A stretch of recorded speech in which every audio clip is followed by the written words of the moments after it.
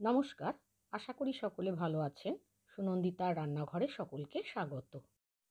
আজ আমি ডিমের কারি রেসিপি আপনাদের সঙ্গে শেয়ার করব, যার স্বাদ কিন্তু হয় অসাধারণ।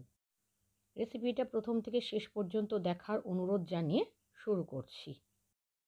এখানে আমি 4টে পোলট্রির ডিম সেদ্ধ করে খোসা ছাড়িয়ে নিয়েছি।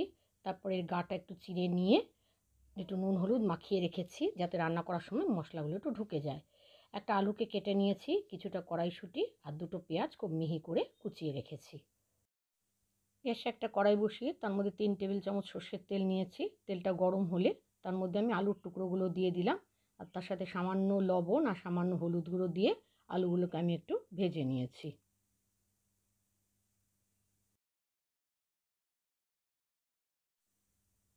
আলুগুলো ভাজা হলে পরে এগুলো আমি কড়াই থেকে তুলে নিলাম। তারপর সেই তেলে নুন হলুদ মাখানো ডিমগুলো আমি ভেজে নিচ্ছি। ডিমগুলোকে কিন্তু খুব হালকা করে ভেজে নিয়েছি। হালকা করে ভাজা হলে পরে ডিমগুলো আমি তুলে নিলাম।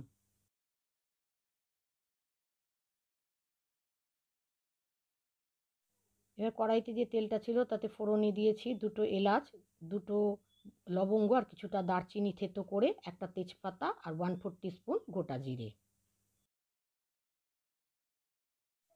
ফোড়নটা একটু ভাজা হয়ে সুন্দর গন্ধ বেরোলে পরে যে পেঁয়াজগুলো আমি কুচিয়ে রেখেছিলাম সেই পেঁয়াজ কুচিটা কড়াইতে দিয়ে দিলাম। পেঁয়াজটা যাতে তাড়াতাড়ি ভাজা হয়ে যায় তার জন্য আমি কিছুটা লবণ দিয়ে দিলাম। এবার লবণ দেওয়ার পর পেঁয়াজটাকে আমি একটু ভালো করে ভেজে নিয়েছি। পেঁয়াজটা একটু ভাজা হলে গ্যাসের আঁচটাকে লোতে করে এখানে আমি দিয়েছি বড় চামচের 1/2 চামচ রসুন বাটা, 1/2 চামচ আদা বাটা, 1/2 চামচ জিরে বাটা, 1/2 চা চামচ ধনে গুঁড়ো, বড় চামচের 1/2 চামচ লঙ্কা বাটা, 1/2 চা চামচ কাশ্মীরি লাল লঙ্কার গুঁড়ো।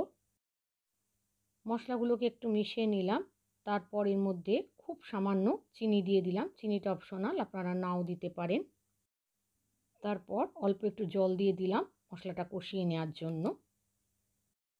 লবণটা আমি পেঁয়াজ ভাজার সময় দিয়েছি, তাই লবণটা এখানে আর দিলাম না। আর দিয়ে দিয়েছি এর মধ্যে 1 চা চামচ হলুদ গুঁড়ো। সমস্ত মশলা আমি একটু কষিয়ে নিয়েছি।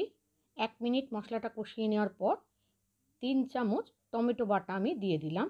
এখানে টমেটো কুচি দিলেও হবে। এবার এই সমস্ত কিছু খুব ভালোভাবে কষিয়ে নেব যতক্ষণ না টমেটোর কাঁচা গন্ধটা চলে যায়। মশলাটা যখন ভালোভাবে কষানো হয়ে গেছে তখন আমি যে কড়াইশুঁটিটা রেখেছিলাম সেই কড়াইশুঁটিটা এখানে দিয়ে দিলাম। এবার কড়াইশুঁটিটাও মশলার সাথে একটু ভালোভাবে মিশিয়ে নিয়েছি। তারপর ভেজে রাখা আলুগুলো এখানে দিয়ে দিলাম। আলুগুলোকে মশলার সাথে ভালোভাবে মিশিয়ে নিয়েছি। এবারে খানিকটা জল দিয়ে দিলাম।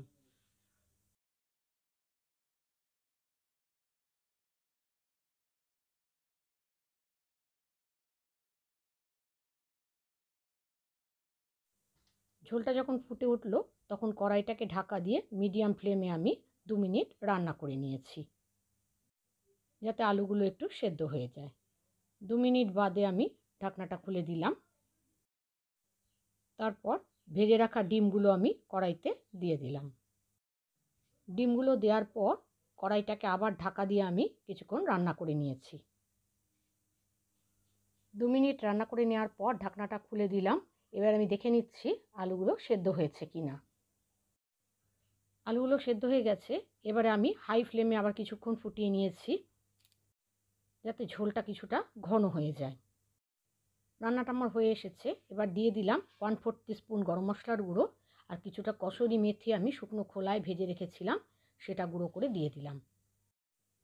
এ রান্নায় কসুরি মেথিটা দিলে ভালো হয়, আর না থাকলে ধনেপাতা কুচি অথবা ঘি দিয়ে দেবেন। এবার কসুরি মেথিটা একটু ভালো করে মিশিয়ে নিয়েছি। তারপর গ্যাসের আঁচ বন্ধ করে কড়াইটাকে ঢাকা দিয়ে আমি কিছুক্ষণ রেখে দিয়েছি। তৈরি হয়ে গেল অসাধারণ স্বাদের ডিমের কারি। রেসিপিটা কেমন লেগেছে জানাবেন।